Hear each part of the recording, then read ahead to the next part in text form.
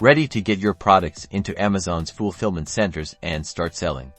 Let's master the art of creating an Amazon FBA shipment. First, log into your Seller Central account, navigate to the Inventory tab and select Manage FBA Shipments. Click on the Create a New Shipment button. You'll then be prompted to choose whether you're shipping individual products or case-backed products. For this tutorial, we'll focus on individual products. Now, it's time to select your products. Enter the product SKU or ASIN into the search bar and click Add to Shipment. Specify the quantity you're sending for each product. Repeat this process for all the items you wish to include in this particular shipment. Next, let's talk packaging. Ensure each product is properly prepared according to Amazon's guidelines. This might involve bagging, bubble wrap, or shrink wrap to protect them during transit.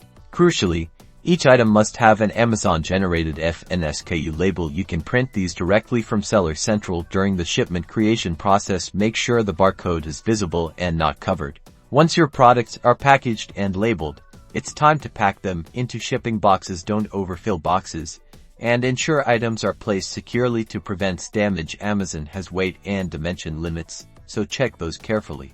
After packing, you'll need to create your shipping labels. Seller Central will guide you through this. You'll print these labels, which include your Amazon shipment ID and destination address.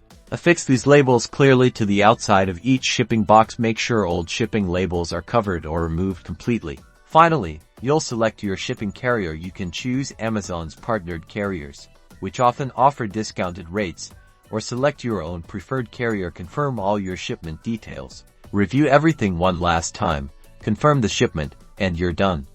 Your FBA inventory is now ready to be sent to Amazon's fulfillment centers.